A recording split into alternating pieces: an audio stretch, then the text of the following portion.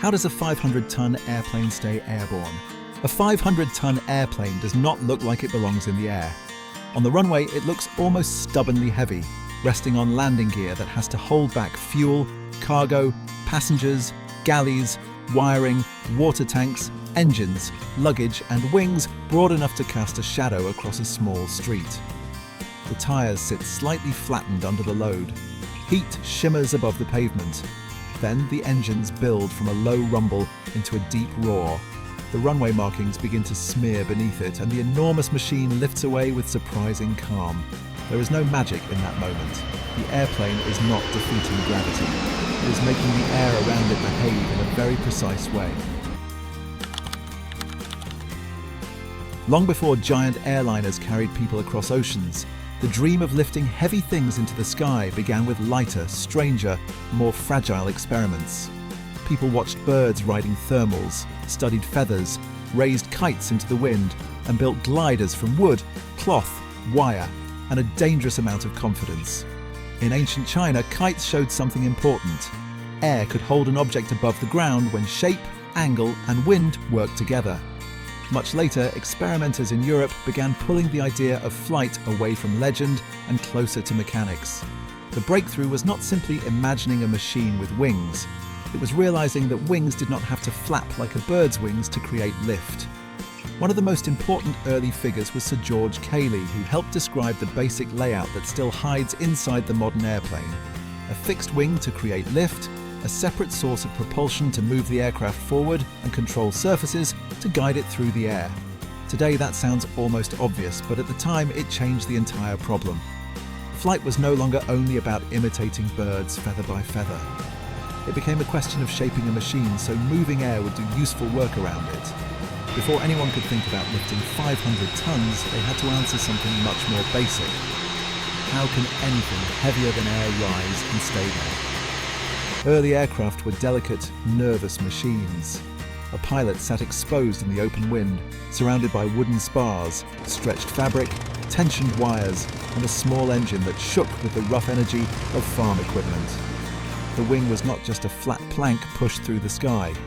It had a curved shape known as an airfoil, and it met the oncoming air at a carefully chosen angle. As the aircraft moved forward, air streamed over and under the wing. The wing pushed air downward and the air pushed the wing upward. Pressure shifted around the curved surface. Out of that motion came lift. This is where the simple classroom version of flight can become a little too neat. An airplane is not held up by one isolated trick. It is not only because air moves faster over the top of the wing, and it is not only because the wing pushes air downward. Both ideas are parts of the same physical event. A wing changes the speed, direction, and pressure of the air flowing around it. Lift is the upward force created by that interaction. The faster the airplane moves, the more air the wing can work with every second. The larger the wing, the more air it can influence. The heavier the aircraft, the more lift it must create before the wheels can leave the ground. For early pilots and builders, every small improvement could mean the difference between a short hop and a crash. Stronger engines gave aircraft more speed. Better wing shapes created more lift while wasting less energy on drag. Wind tunnels let designers study small models before trusting full-size machines with human lives. The Wright brothers used careful experiments to understand control, not just lift, because climbing into the air meant little if the pilot could not manage roll, pitch, and yaw once the ground dropped away. Early aviation was full of broken wood, torn fabric, and hard lessons. A wing that stalls stops producing enough lift. A weak tail cannot keep the aircraft stable. A structure that is too heavy may never get the chance to fly at all. As airplanes became larger, the challenge became less forgiving. Scaling up a flying machine is not like making a bigger table or a longer bridge. More passengers add weight. More distance requires more fuel. More fuel adds even more weight before the aircraft has flown a single mile. The airplane becomes a moving chain of compromises. A stronger wing can carry heavier loads, but stronger structure often adds mass. Bigger engines provide more thrust, but they also bring weight, drag, heat, and complexity. A longer wing can be more efficient in the air, but it must survive bending, twisting, turbulence, hard landings, and the constant pull of a heavy fuselage hanging beneath it. aviation changed most dramatically when flying machines turned into engineered transport systems. Much of the old wooden fabric gave way to metal structures. Aluminum alloys helped designers build airframes that were strong without becoming impossibly heavy. Retractable landing gear reduced drag after takeoff. Enclosed cabins protected passengers from wind and cold. Pressurization allowed aircraft to climb into thinner, smoother air, where long-distance flight became more practical. Then the jet age pushed the entire idea into a new level of power. Instead of propellers biting at the air, jet engines pulled in huge volumes of air, compressed it, mixed it with fuel, burned it, and blasted it backward. The airplane moved forward because the engines threw mass in the opposite direction. Even on a giant jet, though, the engines do not directly hold the airplane up. That is the part many people miss. Engines provide thrust. Thrust gives the airplane speed. Speed gives the wings the airflow they need to generate lift. That distinction is the quiet key to the whole machine. A 500-ton airliner stays airborne because its wings are constantly turning forward motion into upward force. If the aircraft slows too much, the wing can no longer shape enough air in the right way, and lift begins to disappear. Takeoff is not just about raw engine power. Modern giant aircraft are built around this invisible bargain with the air. Their wings are long, smooth, and slightly swept backward because they must work efficiently at high speed. They are not stiff metal shelves bolted to the side of the fuselage. They bend. In turbulence, a wing may flex upward, tremble, or ripple slightly at the tip, and from a passenger window that can look unsettling. But that movement is part of the design. Flexibility helps the wing absorb loads that would otherwise slam straight into the structure. Inside that smooth skin are spars, ribs, fuel tanks, pipes, wiring, sensors, and control systems, all packed into a shape meant to disturb the air as little as possible. During takeoff, the airplane actually changes its shape. Flaps slide backward and downward from the trailing edge of the wing. Slats may extend from the front.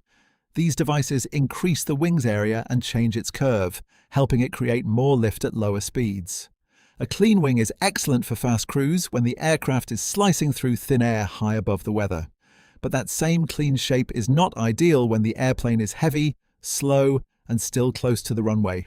So a modern airliner carries more than one wing inside the same wing. Near the ground, it spreads out a slower, lift-hungry version of itself. At cruise, it tucks those surfaces away and becomes sleek again. In the cockpit, the pilots are surrounded by numbers that turn all this physics into decisions.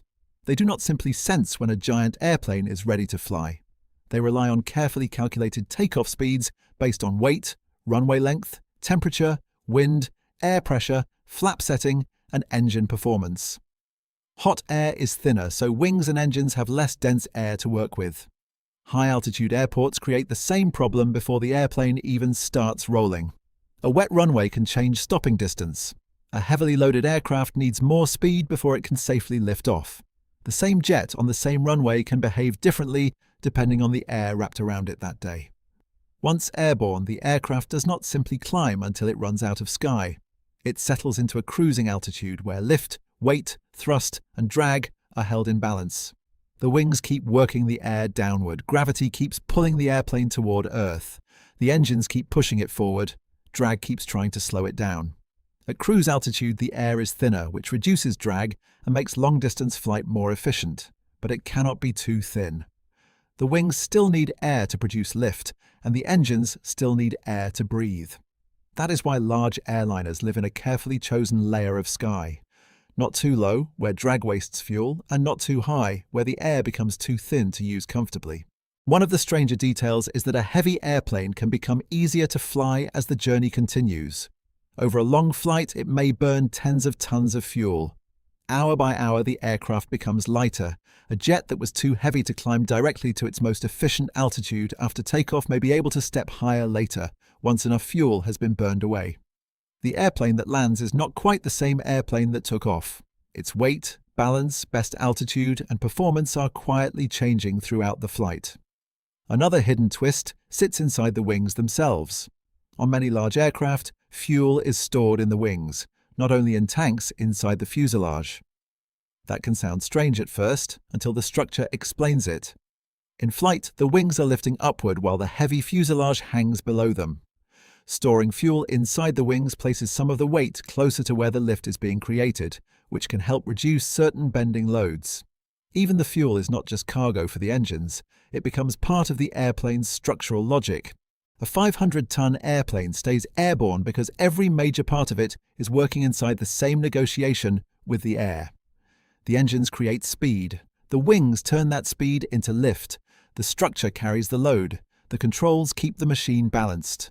The surprising part is not simply that metal can fly, it is that with the right shape, enough speed, and constant precision, ordinary air becomes strong enough to carry something as heavy as a small city across the sky.